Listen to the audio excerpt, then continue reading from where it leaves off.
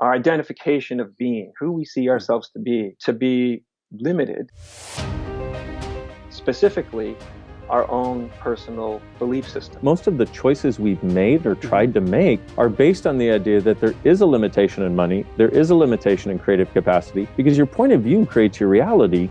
Reality doesn't create your point of view. Most people are refusing or unwilling to even challenge those beliefs, and that's what's causing the slowness, the tardiness, you might say. We can make a decision to actually change that by altering what it is we hold as our unchangeable truth, as our belief.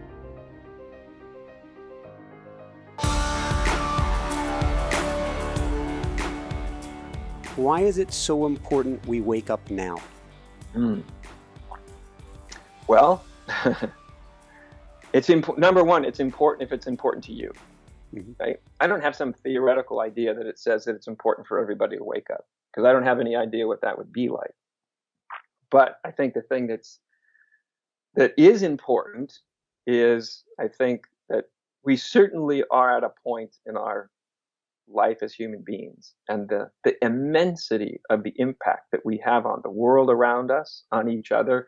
We become exponentially more powerful almost every decade. You know, the pace at which our technology is evolving, that makes each of us exponentially more powerful, which means the effects, the consequences of where we're operating from internally get amplified often through the use of technology.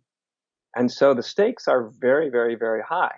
In that sense, I think then it becomes really important that we wake up from our identification with thought, from identification with our own belief system, because we've got the means to empower our thoughts and empower our belief systems, and they have much greater influence.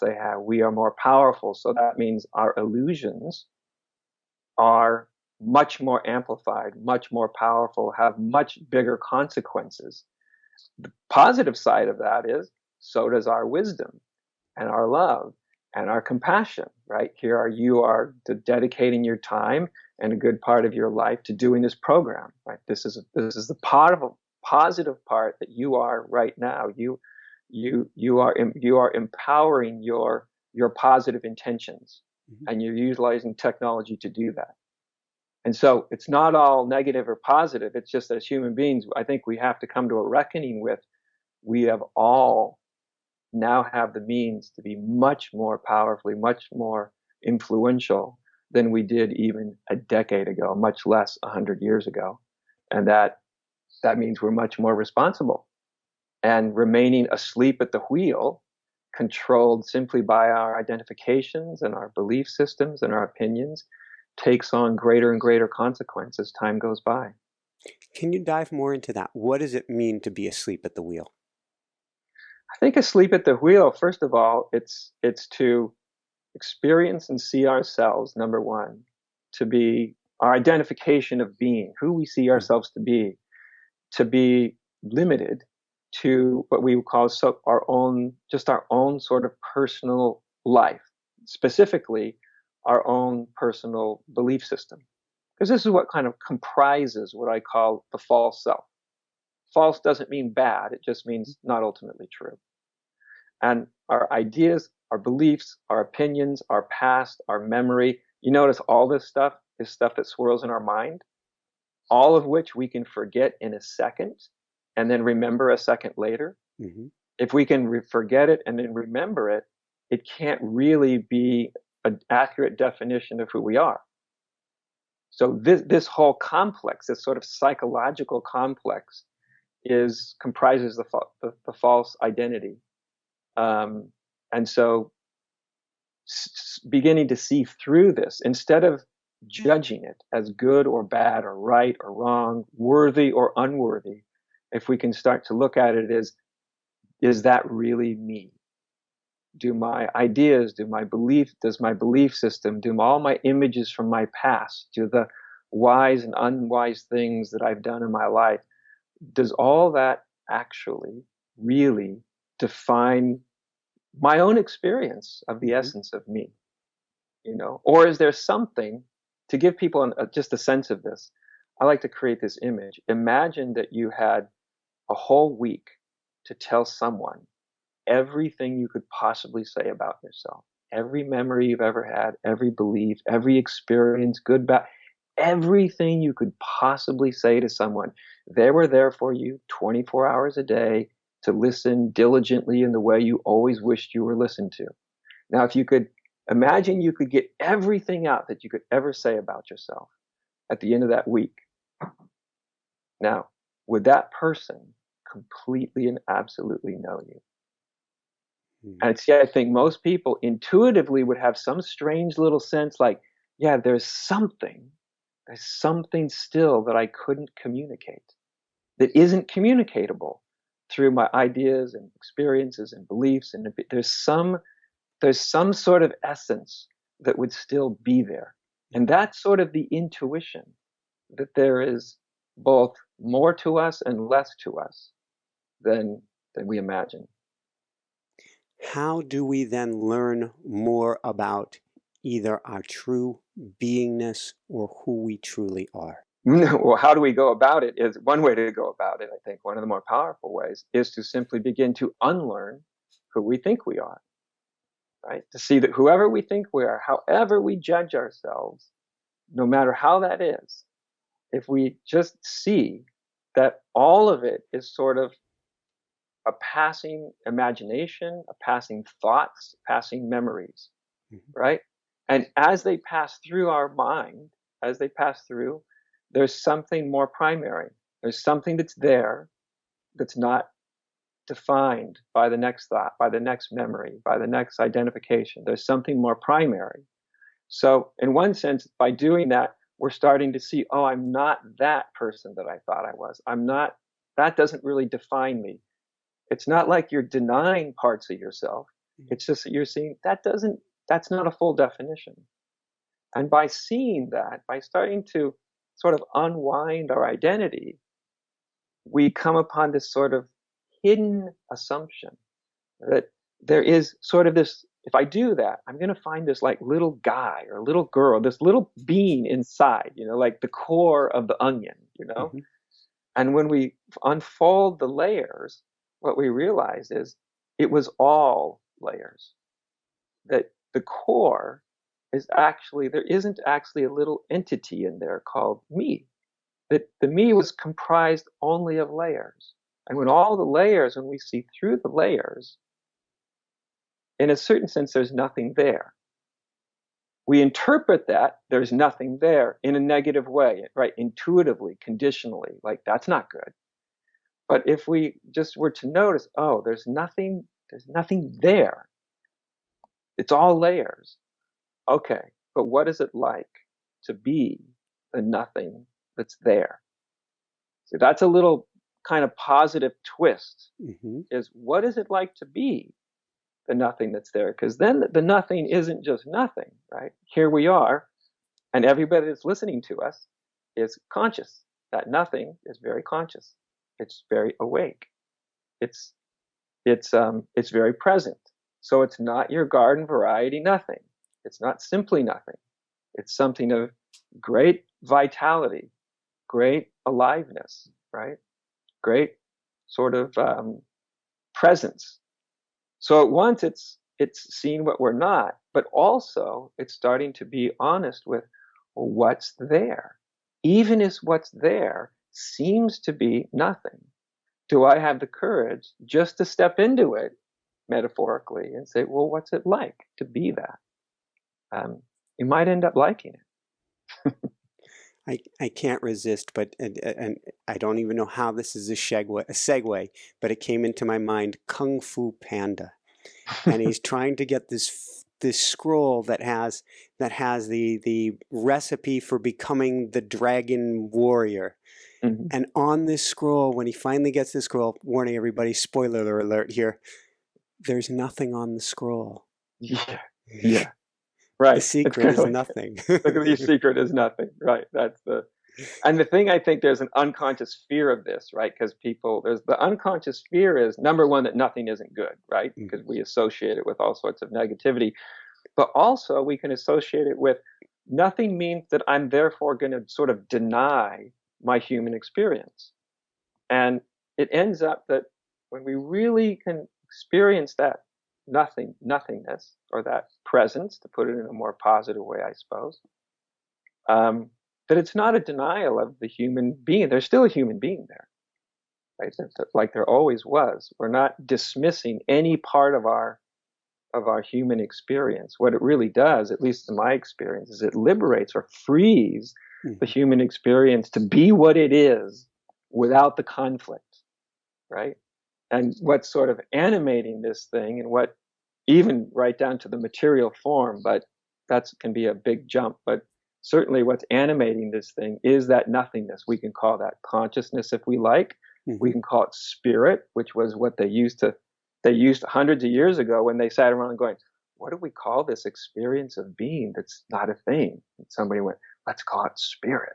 It's just another word for something that's nothing, right? So we can call it lots of things.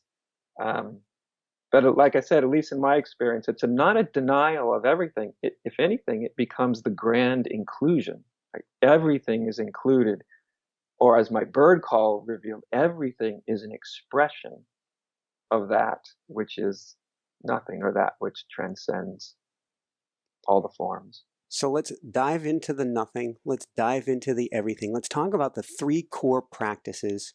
And first off, the importance of meditation. Yeah. Well, meditation is really, well, look, number one, there's lots of ways of meditating, right? And there's lots of reasons for meditating. But if we're meditating for the reason or the purpose of waking up, then we're essentially involved in a meditation where if we're seeking anything, we're seeking to just be. So my way of explaining that is, what is it like if you sit down and simply endeavor to let all of your experience just be the way it is? Which is kind of revolutionary. What would that, instead of even trying to do that, what I suggest is people have it as a question when they sit down and meditate. What would it be right now to allow every bit of this moment, every experience, no matter positive or negative, whether I like it or not, to be just the way it is?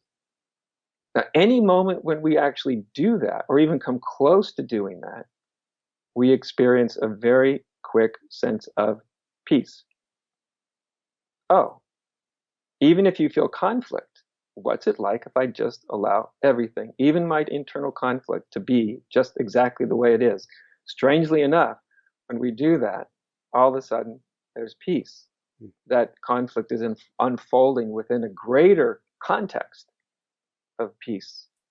And so I think of meditation as actually the art, because it is an art more than a technique. It's the art of doing nothing. And doing nothing is a very engaged art. But that's essentially it, allowing everything to be exactly as it is. So what I can hear people behind me saying is, because there is this desire in the mind to have all the answers, what's the next step in doing nothing? Yeah. Yeah. Well, first of all, when you're doing this, remember, you're not, even though you're allowing everything to be as it is, it doesn't mean that you're denying your core inspiration, right? What you really want to know, your core question, whether it's what is life, what is God, who am I? It's not like you're getting rid of that. It's a means to penetrate into this deeper experience of being. So when you very commonly get to a place and your mind will go, well, what's next? What's the next thing that I do? What's the next thing that I engage in so that I get beyond this dreaded letting everything be as it is? And at that point, we just need to be realize oh, okay, that's just a deeper layer of unconscious resistance and fear. So you just let that be. See, there's an underlying insight. We're not letting everything be just because it's like a strange thing to do. There's a very specific reason why you approach meditation this way. The reason is because the truth of our being, what we really are, It's already there. We never become what we really are, right? We already are what we really are.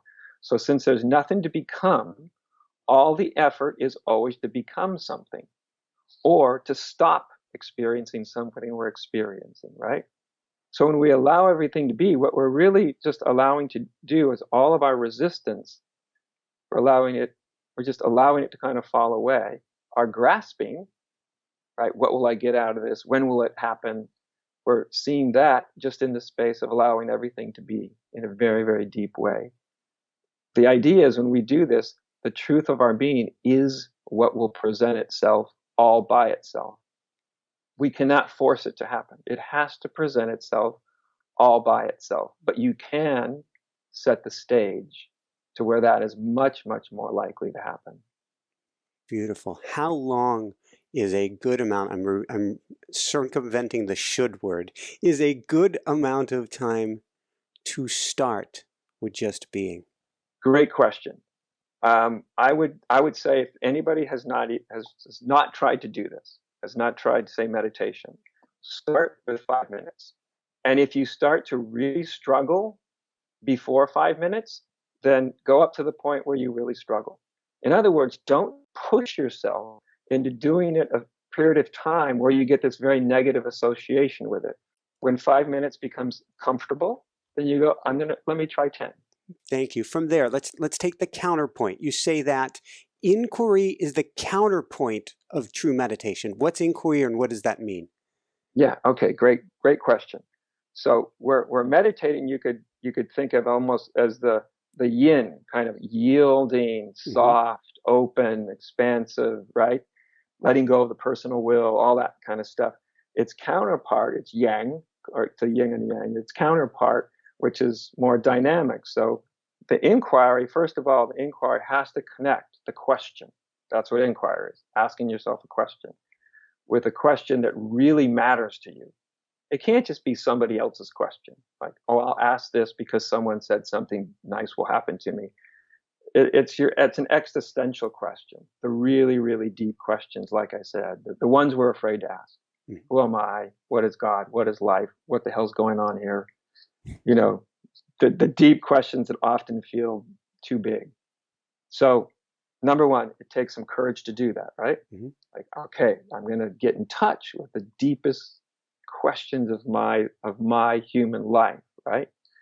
I'm going to engage with that question. I'm going to ask myself that question. So that takes some engagement, right? You're not just letting everything be. Now you're like, okay, I'm leaning into my deepest questions. I'm leaning into my own fears. So you'd have the question. Then the question becomes, how do I work with my question? Very, very important. Because usually when we have a question, we just sit around thinking about it all day. You know, or we get on the internet, we read it. What is somebody else saying?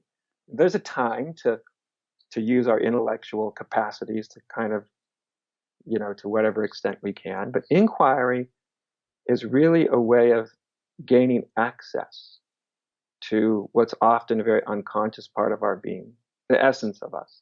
So the way I suggest that people work with a question, have your question, but have almost the image like your mind or your consciousness, like imagine it's like a nice, well, like the lake that's behind you, at least as I can see, a nice mountain lake, and you're out in the middle of the lake on a boat, and you have your most sacred, important question, and you really want some sort of resolution, not so much an answer, but a deeper resolution, a deeper insight. And that imagine it's like this little stone, and you just place the stone on the top of the lake into your consciousness, and you just let it go.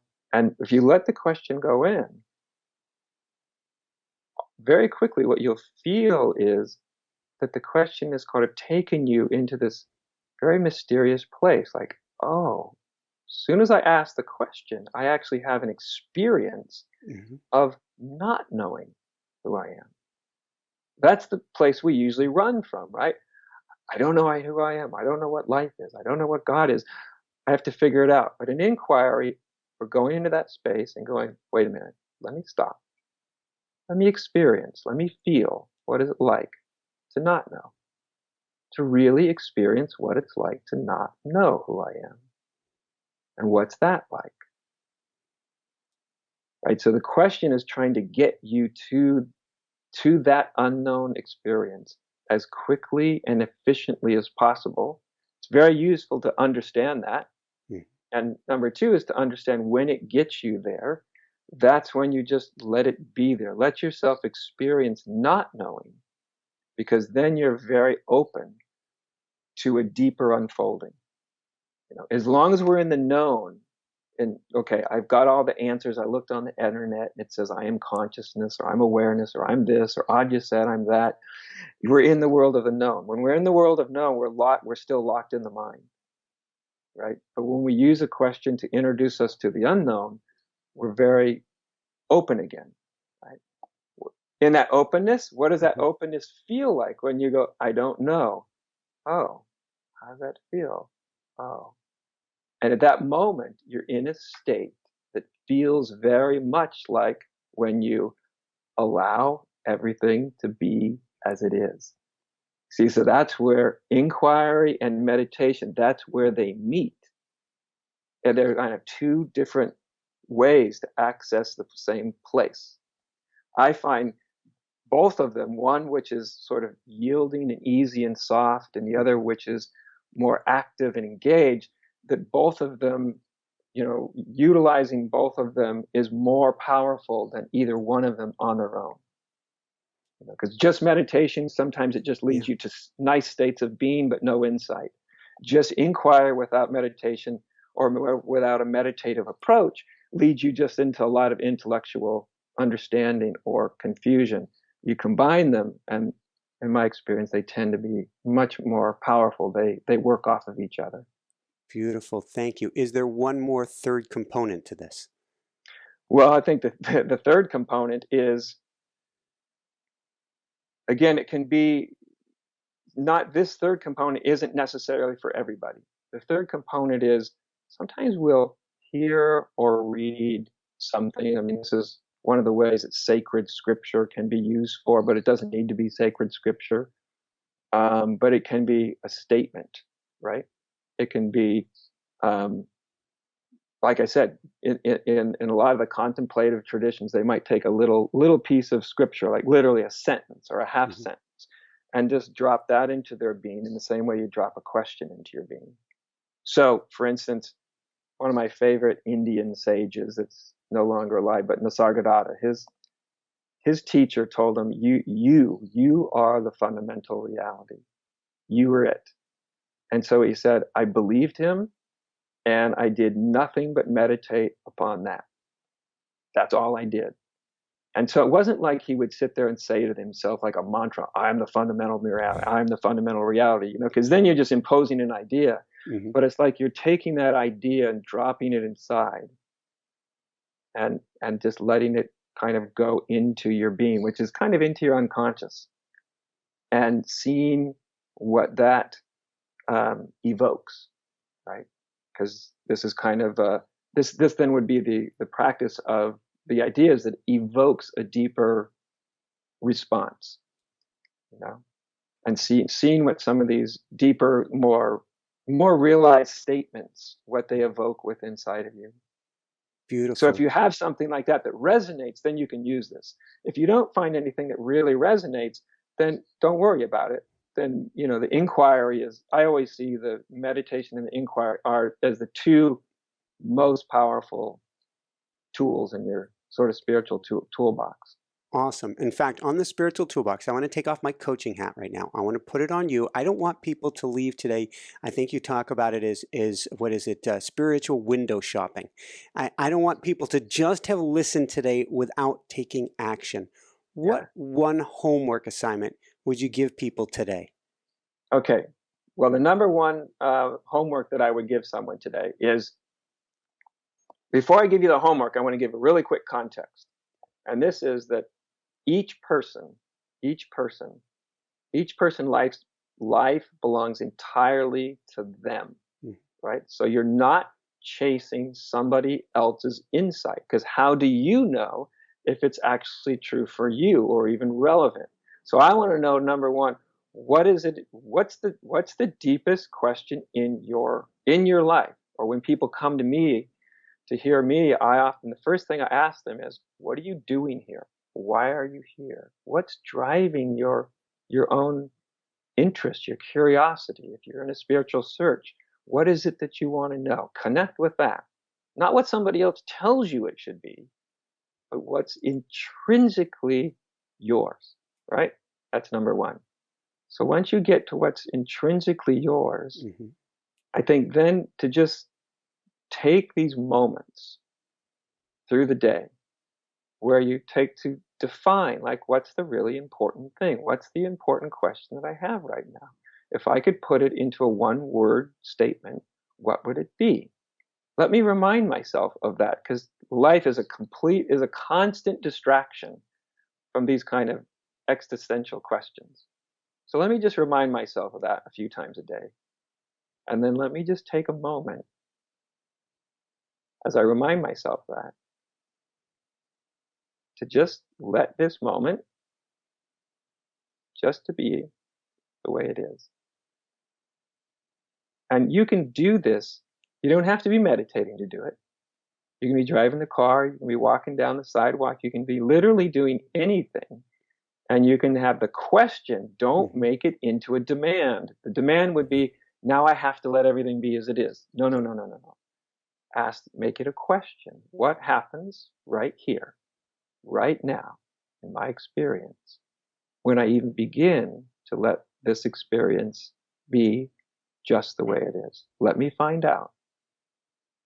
And that, with your own question, very, very, very, very powerful. And you can recall either one of these things at any time. And literally checking in this way, that could be done in as little as 15 seconds when you get the hang of it, or 30 seconds. If you did this literally only twice in a day, after a week, you would realize that those 30 seconds, so twice a day, you've done it for 1 minute a day out of 24 hours, you will notice after a week that your experience of being has already begun to change.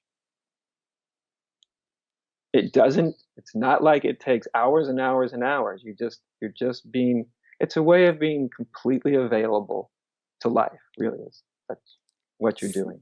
15 seconds twice a day where you're going, am I asleep or am I awake? Yeah, basically, yeah. Right. Or there's one last one that I might give you that's even more direct that I can give to people.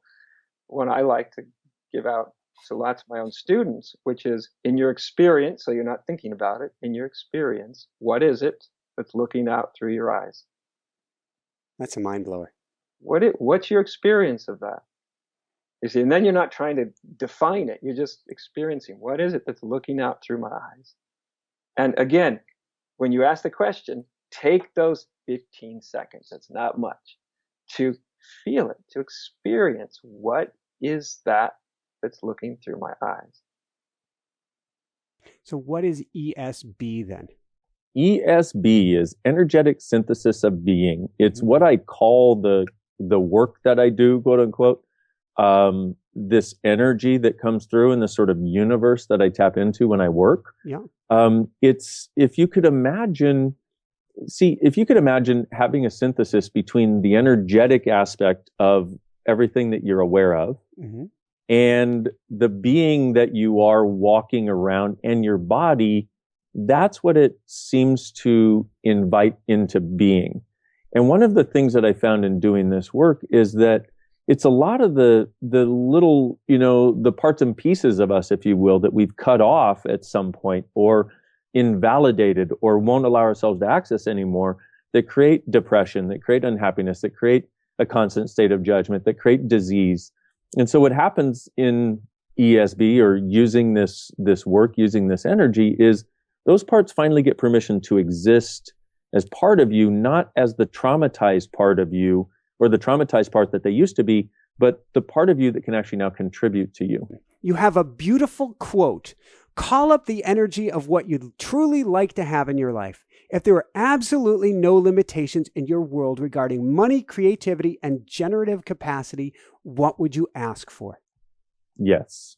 Well, I think you just stated it. It's like, you just said it. That is it. And And when just in that one sentence, you start to recognize that most of the choices we've made or tried to make are based on the idea that there is a limitation in money, there is a limitation in creative capacity, there is a limitation in what you can choose, there is a limitation in what you can have.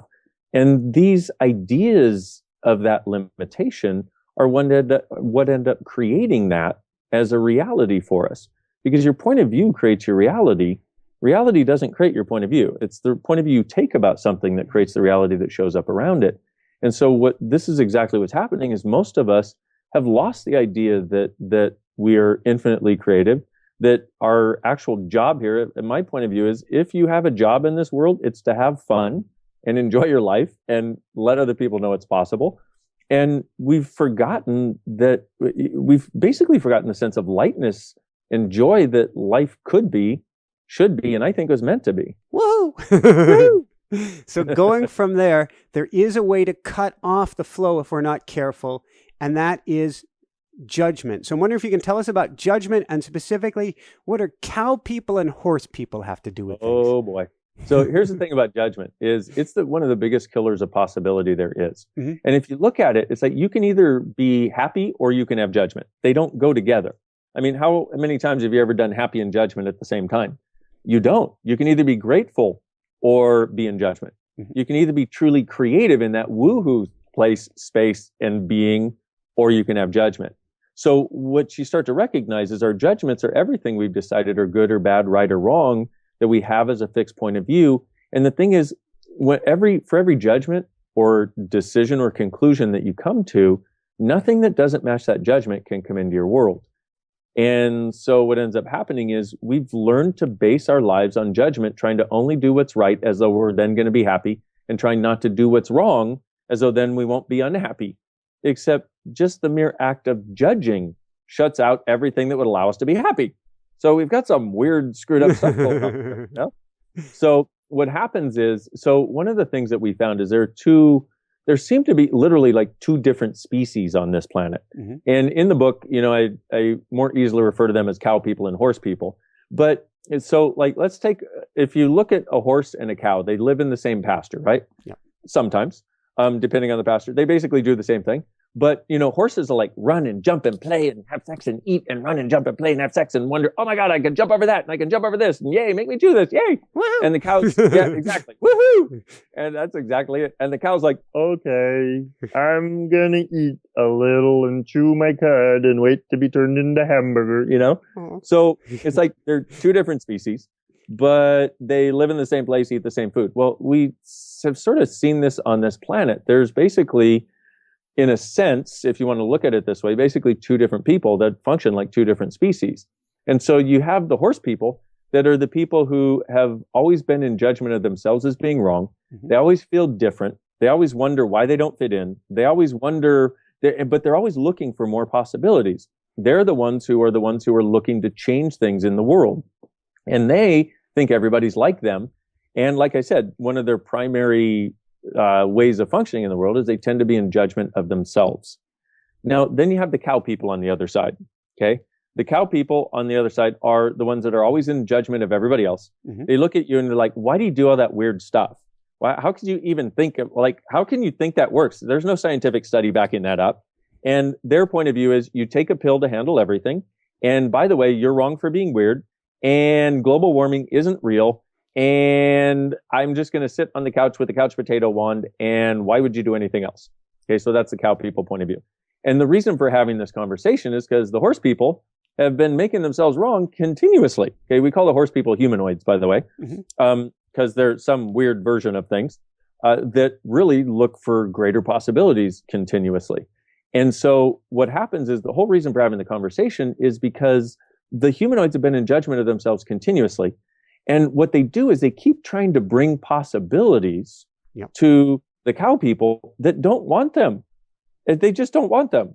And they look at you like you've grown 3 heads and a tail when you try to talk to them about some other possibility. Like, hey, maybe you could change this with energy. And they're like, are you kidding? You weirdo. You always were weird. You were always the freak of the family. And that kind of thing is what goes on. So if you recognize, hey, they're just a different species, it's fine. No need to judge them. Mm-hmm. No need to judge you. And no need to try to turn a cow into a horse. what happens is your life starts to get a lot lighter and a lot easier. And you recognize this is just where this person functions. It doesn't make them wrong.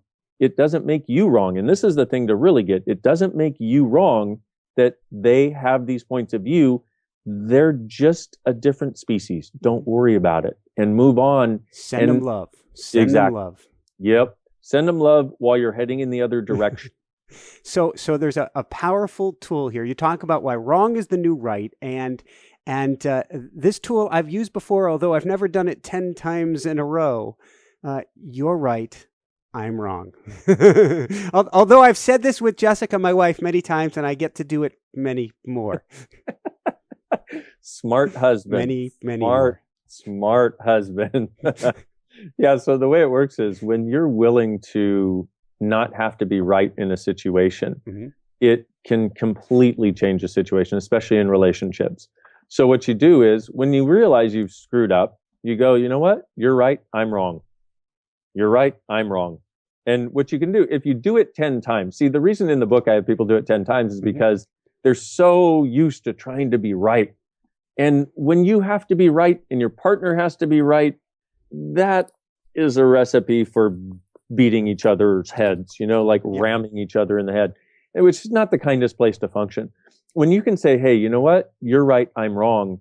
It gives you the permission to have screwed up, and that's finally okay because you don't have to try to prove that you're perfect anymore. Thank goodness, because how much of our energy goes into proving that, especially in our relationships?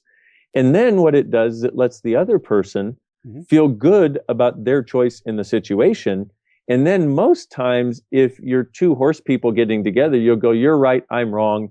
And then they'll go, no, I was wrong. I'm sorry. You're right. And then you go back and forth going, you're right. I'm wrong. No, I'm wrong. It totally diffuses the situation. So anytime there's a situation with somebody that especially so you've got two ways of going about this. When you have like with your wife, you say this and it will diffuse the situation and then you get back to the closeness. The other time you can say it is if there's somebody who just knows they're right, they're not going to change anyway. You say, you're right, I'm wrong. And they go, see, I knew I was right.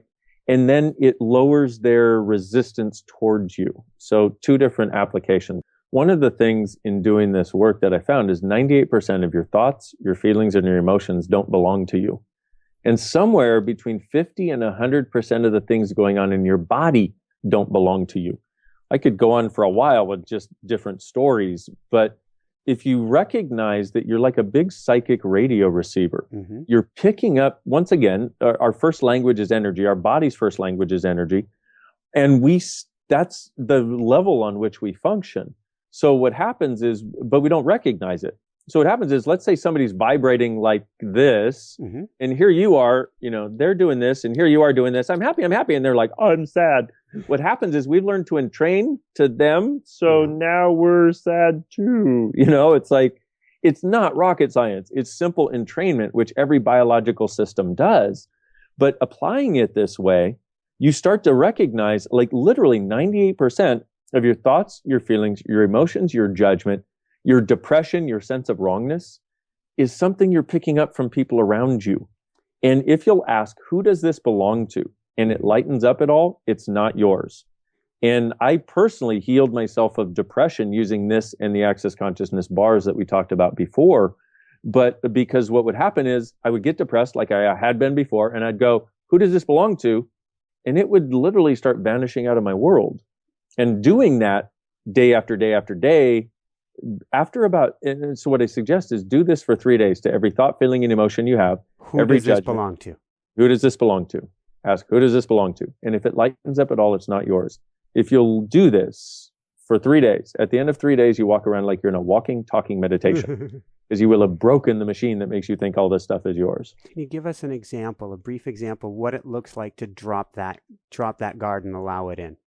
Yeah, it's like if you've ever had somebody where, I'm just thinking, it's like if you've ever had somebody where they were coming and they just wanted to give you a hug and love on you and care for you, and you're kind of like doing one of these where you're like, I don't want it right now. I just looked at my bank account. I don't want to receive, And the way it would look to lower your barriers is look at them and recognize, especially for the people that are just truly trying to gift to you, what a gift it could be to let that in, and you make the choice and you literally push the walls down energetically. And it's a choice we make. It's a choice you can make, I should say. And if you push those walls down energetically, you give them a hug and you're like, okay, I'll be here for this, and see what can be received. I mean, I've had this a number of times. I mean, in access classes, like people come up and hug me after class so many times, and before class. And, if we know each other, sneak a hug in the hall or whatever. And there were times where I was so in my own world and thinking about facilitating and blah, blah, whatever I was going to be doing or had going on in my own life. Somebody would come up and let me give you a hug. And I'd be like, but I realized, wow, this person is just looking to contribute to me and offer me kindness and offer me some energy and some joy. And I'm like, I'm being insane to refuse this. And I literally energetically went, okay, I'll be here for this, push down my walls and let that person in. And I got to tell you, it's so amazing when you go from having the walls up and you're not even realizing it. Somebody comes to give you a hug or something in a way of contributing to you, and you push down those walls, you feel like Superman, because it's like you've just taken charge of your own destiny. You've just taken charge of your day, your future, and you're no longer the effect of all of this sort of need to keep the world out. And if we could just get there in some small ways, we'd start to be a lot less afraid of the world and a lot more interactive with the world, and recognize that we can actually create something different by receiving differently. Sounds like, if I can wrap it up in that tiny point, maybe that's it. To bring all the energies in to a focal point to be able to help someone, you need to not block some of the energy streams. You've got to be whole. If you're going to help somebody to be whole, you need to be whole. Exactly. Absolutely that. So, and I want to say one other thing, just being that energy with someone, it starts unlocking the judgments that they have used to lock up their body and lock up their happiness and lock up their, a joy of embodiment. It's like, it's just being that with them starts to unlock their world. All of their walls and barriers. What starts to happen is the person realizes they're finally in the presence of somebody who's not judging them, and that they're not a judgeable offense. And what they've experienced is not a judgeable offense. And now they start to actually unlock and recognize that they can have a freedom in their world they never had before. Woohoo! Why are we here? What is the point of life on this planet? But I don't think there's any question that part of the process that you're describing is what we talked about in the Conversations with God books, which is the law of opposites. That is, in order for anything to be experienced fully and completely, its exact opposite must appear in the contextual field within which we live our lives. If I could just give you a simple example Please. to use an example that most people would understand immediately. Let's just say we make the decision, I'm speaking metaphorically now, but let's say a person says, I am the light. It's my desire to be a light unto the world, to shine a light wherever I go, to be the light among people who know me, and so forth.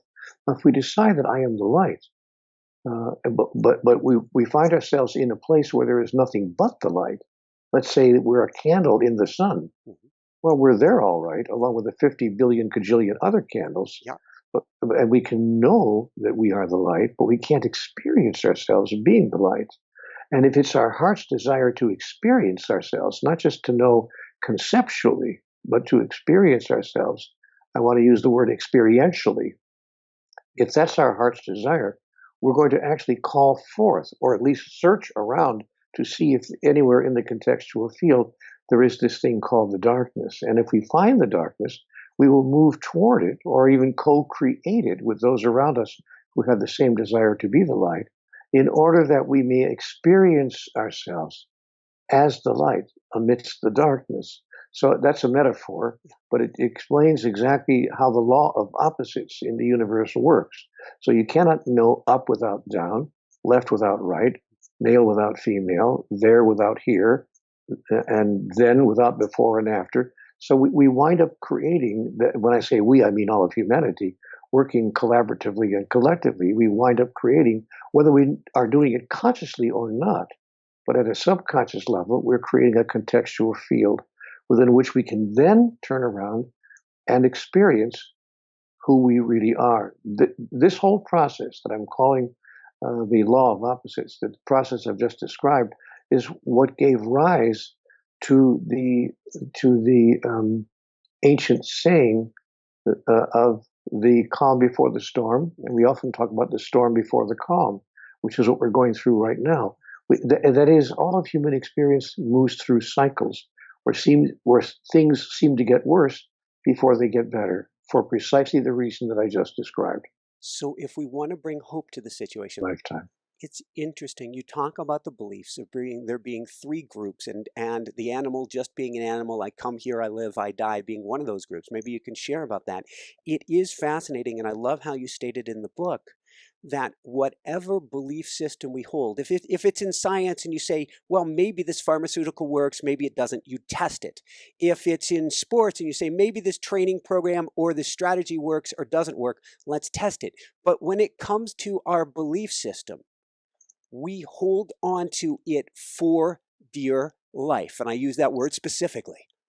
Yes. There is, in fact, one thing we will simply not do with regard to our most fundamentally held beliefs, and that is question the prior assumption.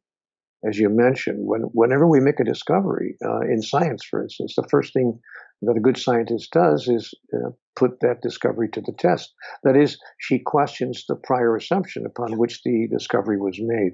The same thing is true in medicine. As soon as we come upon a miracle cure for any major disease, the first thing that the medical researcher does is to question the prior assumption upon which that healing was discovered or was made, and to test it out to see if it can be replicated, duplicated, if we can cause it to happen again and again. And this is true even in technology. So in most of the major areas of our life, in fact, we have made a habit of questioning the prior assumption. That is, we're very skeptical about what we are discovering and learning and coming to understand. And we really do put it to the test, which is, by the way, how we've gotten as far as we have gotten in terms of our evolution as a species, because, we now have things that we can put the entire world in the palm of our hand with a handheld device, which we couldn't even do 25 or 30 years ago, or even less than that, actually. But as you pointed out, when it comes to the most important, this is the irony, when it comes to the most important area of our life, that is the beliefs that drive the engine of our experience in life, our most sacredly held beliefs, we refuse to question the prior assumption. We imagine that there's nothing more to know on this subject, and don't you dare question it, because if you do question it, you are a blasphemer, you're a heretic, you're apostate, and it's inappropriate to question the prior assumption upon which our spiritual or philosophical understandings and decisions are based. That's an extraordinary mistake that we're making, and it causes us to walk into dead-end alleys where we can't seem to solve the problem that's facing humanity because we refuse to look at least one possible cause of the problem, which is why in the book I encourage people to simply ask a question. And it's not even a question that is dangerous, unless it is, but I just say to people, is it possible? Is it just possible that there's something we don't fully understand here about God and about life and about ourselves, the understanding of which would change everything? And I invite people to not only ask themselves that question, Michael, but to place the question before the house, at the water cooler at work, when you're having a dinner party at home, and wherever you happen to be among intelligent and mature people who really want to look at life and have a true desire to explore it more deeply, to ask that question. I'm going to repeat it one more time so people can really catch the question. The question is this: is it possible, just possible, that there's something we don't fully understand here about God, about life, and about ourselves, the understanding of which would change everything? Now, of course, if your answer is no, Neale, that's not possible. We understand all there is to understand, then this discussion is over. But if you have a thought, well, yeah, I suppose there may be some data out. Maybe we haven't collected all the data yet. If you think that's possible, now we have an open doorway through which we can intellectually move into an excursion that could change your life and that could change the planet. Woohoo! The three groups: Group 1 came here from nowhere, die, and go somewhere special. This is a complete and total butcher of a paraphrase. Group 2, it's all science, it's all material. When you're dead, you're dead. Group 3, the divine is infused within each of us. Yeah, for those of you who are wondering what in the world Michael's talking about, he's talking about the three groups of beliefs, the three kinds of beliefs that people hold as true in their life. Group 1 holds the first belief that Michael outlined. Group 2 holds the second belief. And Group 3 holds dear to the third belief. The sad thing about that, even all three groups, is that most people are refusing or unwilling to even challenge those beliefs, as we just discussed. And that's what's causing the slowness, the tardiness, you might say, in our evolutionary process here on the Earth, as I observe it. But we can change all of that if we choose to, and that's what the book talks about. We can make a decision to actually change that by altering what it is we hold as our unchangeable truth, as our belief that we don't dare examine or explore. So it's a very daring decision, but the decision can lead us to a whole different way of living our life, and ultimately a whole different way of experiencing life on the Earth. Which can be incredibly powerful once we let go of the power greater than us. So let's talk about instinct for a minute here. Is survival our basic instinct, human nature, or is it something else?